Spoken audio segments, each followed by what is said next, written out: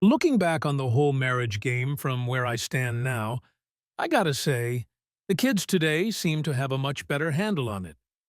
My generation? Man, getting a guy to the courthouse these days is like pulling teeth. All the smart ones have already wised up. You've probably seen a dozen guys like me stuck in some kind of limbo. I won't drag this out. Here's my story. Picture it, the wild 90s. The Soviet behemoth had finally crumbled, and everyone was gulping down this new, intoxicating air of freedom. The thing is, that first breath of new life turned out to be pretty toxic for most. For a lucky few, though, it was the push they needed for a total life makeover. My folks, a couple of brainy scientists, were part of that first wave. The second the borders creaked open, they packed up and bolted for a new life in America. Honestly, tons of people did the same thing back then. So, thanks to their guts and savvy, I ended up finishing high school and then college right there in the States. And hey, I did all right for myself. I got to a point where I knew, financially speaking, I could swing a mortgage and support a family, the whole 9 yards. But man, the dating scene just wasn't clicking. Even though the USA was home, I just couldn't get on the same wavelength as the women there. You know, they're incredibly driven and liberated, which is great, but they all seemed laser-focused on climbing the corporate ladder.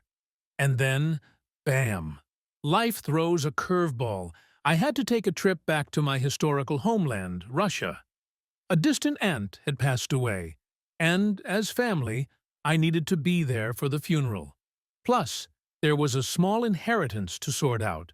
So, I flew over, handled all the grim necessary business, and decided to stick around for a bit to see how the old country was holding up. It was during one of those aimless walks that I saw her, the girl I felt I'd been waiting for my entire life. She was the whole package, brilliant, beautiful, a total bookworm, yet wonderfully modest and feminine. The moment we started talking, it hit me like a ton of bricks. This is her. She's the one.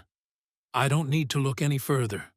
What followed was a whirlwind romance, the kind that just sweeps you off your feet.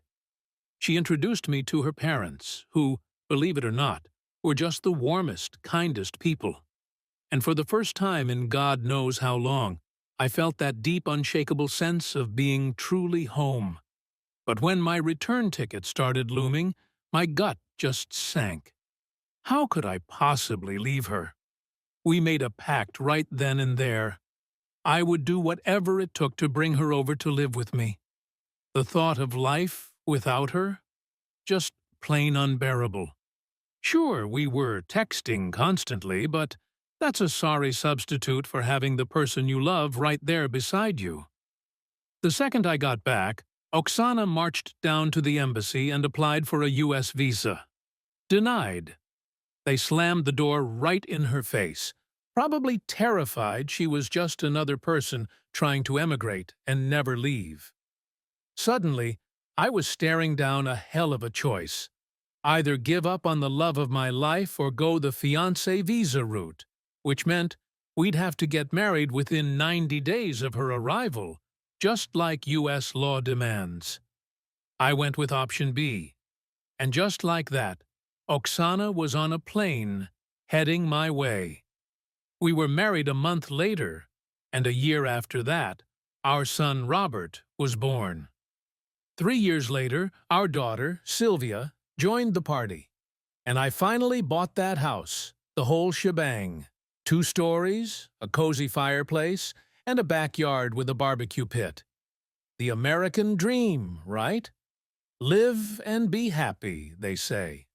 Well, that's when the other shoe dropped. I discovered that my lovely homemaker wife was cheating on me. She'd found someone else, a guy who would swing by for visits while I was at work, and the kids were off at school. I stumbled onto it by pure chance, looking at her phone. She'd ducked into the bathroom, and the thing just started blowing up with messages. I thought, geez, who's so desperate to reach her? And there it was. Some dude laying it on thick, showering my wife with compliments and asking if they were on for tomorrow. Just as I was reading this, Oksana walked back into the kitchen. I held up the phone and just asked, "What the hell is this? Who is this guy?" What I got back wasn't an answer, but a full-blown meltdown. And just like that, the tables were turned. And somehow, it was all my fault. Because I don't understand her. Because I don't pay her enough attention. Because I'm cold and insensitive. Her new guy, of course, was the poster boy for tenderness and affection. So, there you have it. It was my fault she was cheating. Somehow, I dredged up the strength to sit down and actually talk it through. It was rough, but we made a deal. She would cut this guy off completely. She swore up and down that she never really wanted to cheat. We agreed to go to a marriage counselor to try and salvage what was left. And what did the shrink uncover? That she sees me as a total mama's boy, mostly because I tended to side with my own mother when the two of them would bicker. We also learned that she's physically incapable of just saying what she means. That's just her wiring, apparently. The problem? I'm completely dense when it comes to her subtle hints. So, the grand proposal was for us to work on our relationship and try to mold ourselves into these ideal partners for one another. Do I want any of this? Honestly? Hell no.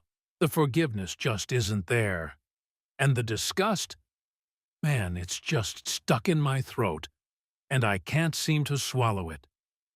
But here's the kicker. I can't divorce the woman either. I did my homework, read up on our state laws, and found out that on top of child support, I'd be on the hook for alimony to my ex-wife. Her salary is peanuts compared to mine, so I'd be bankrolling her life indefinitely. Or at least, until she decides to get married again. And what if she never does? She could just play the field for years, living it up on my dime. And that's after she'd already walk away with half the value of the house we built together. Oh, and the lover? The second he got wind of my position, that I wasn't going anywhere and there was no happy future for them, he ghosted her. Vanished. So now, my dear Oksana, who was basking in the attention of two men, is sitting all alone with neither. I'm not granting her a divorce, but I'm not speaking to her either. We're just existing. What's next? Your guess is as good as mine. The whole situation is a damn mess.